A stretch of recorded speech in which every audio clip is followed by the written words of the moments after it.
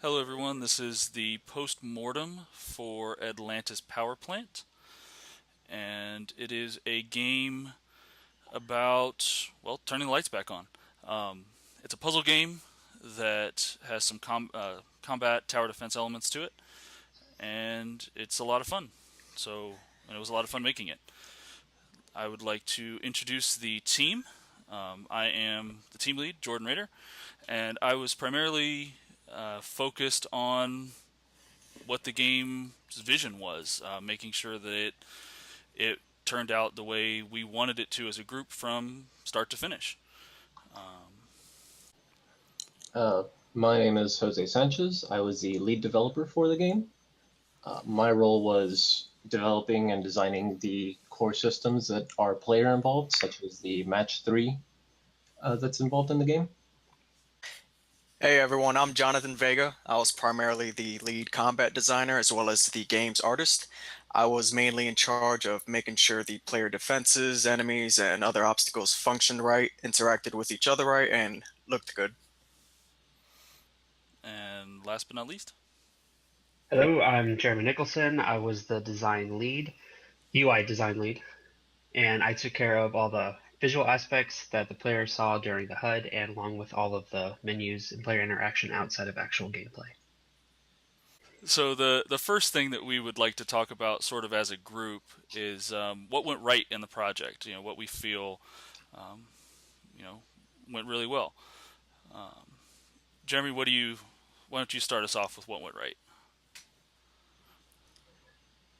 For me, in the beginning, we needed a direction. We had one direction from most of our meetings in the first week. Then after that, we had a meeting. We need to figure out and make sure we were all on the same page. And from there, I went ahead and made a quick sketch, make sure we were all seeing the right thing. And it was. And that was where we got our first almost level mock up from. Yeah, that was that crude drawing that you made that night even really helped, and you can actually see a lot of that even in the final product. You can see sort of how everything was laid out and how it worked, and that was really cool. I still miss the starfish.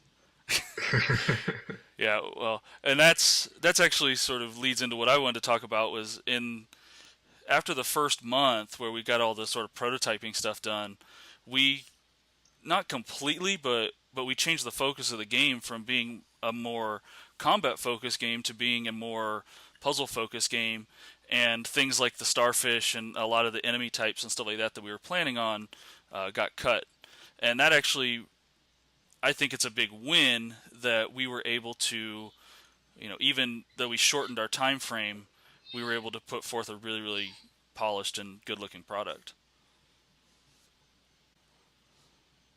One thing that I believe went right throughout the course of the 4 months was just overall team synergy. I There was definitely very little conflict. Nobody really took things personal when things went wrong or when we came to a disagreement. And I think synergy was really high and consistent throughout the 4 months of this project. So we all definitely got along and we worked together really well. I would I agree with that. definitely agree with that. I still am somewhat annoyed that I had to recreate so many systems, but we wouldn't have been able to have this game the way it is if we didn't all bring in, such a good team atmosphere. Very true. Very true. And for me personally, I really enjoy the fact that everyone that came into the team, although we're all designers, we had our own specializations that really brought so many aspects of the game forward in such a really awesome way. Vega did an amazing job with the art. Jeremy, your UI is flawless. And Jordan, the design that you gave us for the game, all the documentation that we were able to follow, that really helped us see that one vision and take us from concept to creation. Right. Right. Very cool. Very cool. So now that we've gotten the fluffy bunny stuff out of the way, um, what went wrong? Um, Jose, I'm gonna let you start with that one. I'm not sure if you guys are familiar with Murphy's Law, but Oh, things yes. can go wrong. it will go wrong. Yep. And as I mentioned earlier, I had to recreate quite a few systems because of all our changes. So I am a master at creating match 3 systems now. Because I went through about 4 or 5 iterations on that. It was just horrible how many times we had to make changes. Yep. And I think the largest part is that, as I said, we're all designers. None of us really specialized in development. So as a result, we were very much learning as we were going. Right. Right. I think another challenge, and I think this goes for the entire team, or just really working in teams in general, was simply to have everything working together. There'd be times where we would work on our own tasks and goals for a few days at a time, and it would go well on our um, from our perspective, or on our computers. But when we would upload or reconcile our work and try to have everything working together, there will always be compile errors or bugs that we were facing. And it wasn't a very big challenge, but it was a series of challenges that we faced, throughout the entire project. Right.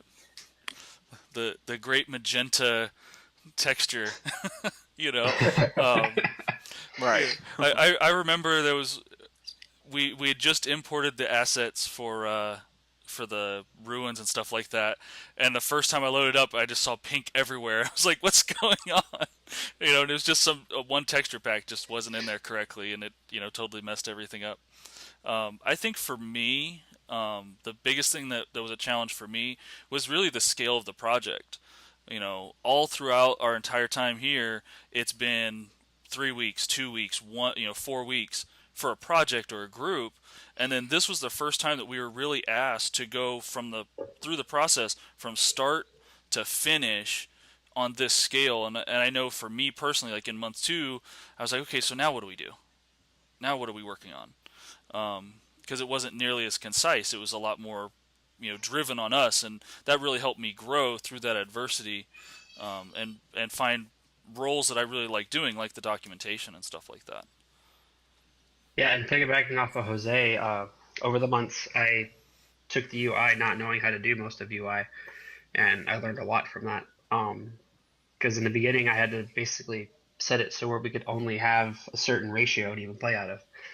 But now after we're finally done, we can play the game in any size we wanted to. Right. We can put it on anything we wanted, whether it's a tablet or a computer monitor or whatever. Um, and that kind of leads us into what I learned. Jeremy, you already talked about learning a ton on UI, and for me it was because this project was kind of my baby. I mean, it was my pitch originally, and really going through and for me it was about learning to let go of some stuff, for the betterment of the project and the game, and saying, okay, well, I really want this in the game, but it doesn't work with what we're doing now, so that Nobody needs wants to your go. pyramids, Jordan. Oh yeah, the freaking pyramid. So my very first in my pitch, I was like, "Oh, a pyramid sounds like a cool idea," and I put it in there. And the very first meeting we ever had, it was like the very first sentence. It was like, "So what's with that pyramid?" I'm like, "Yeah, we're gonna change that to a square." That was the very first thing, changing it to a cube. So yeah, that was a big thing for me. Go ahead. I definitely learned a lot of tricks with coding. I spent a lot of time researching, and I also learned from other teammates. Jose, for example, is a lot more proficient in coding than I am. So when I ran into issues, I usually went to him. But I also learned a lot when I would have meetings with other team members, just basically discussing, explaining what went wrong or why code wasn't working. And I think just working together helped me learn a lot overall with that. And also, I was able to learn a lot with sprite animations, UI, and basic audio functions. And one thing that I learned also, basically I was able to see how good and bad communication can affect the whole team's performance. And last but not least, after having to edit other team members' scripts and just work in general, I also saw and learned how crucial it is to document every single piece of work and commenting, just for this, not only for the sake of yourself, but for the sake of your team members as well. Right. Well, and going back, I know that like some of the code, like we still have test code from month one in the game. You know, like some of that stuff's still there, and we go back and look at it now, and we're like, what were we thinking? What was that? You know, I mean, there's still a test button script in here. Like it's still in the game. It does exactly what it's supposed to from month one. Um, you know, so it's just Yeah, amazing. that's piggybacks off. I learned from Jose a lot of better ways to implement my code because coding was one of my weaker points. But because of his direction, he's helped me to basically funnel code to work better and works for the game and all of us. That's really terrifying because I do not feel comfortable about my code at all. Well, as you said earlier, we're all you know, designers. We're not developers. So Yeah, I think all of us spent quite a bit of time learning how to code as we were making this game. Um, Yeah. Fortunately for me, I already had some previous knowledge of C# coding and Unity scripting in general, so I was able to take on the more advanced systems. But as far as like what I've learned from this, version control. Oh my god. Without that, we would not have a project right now.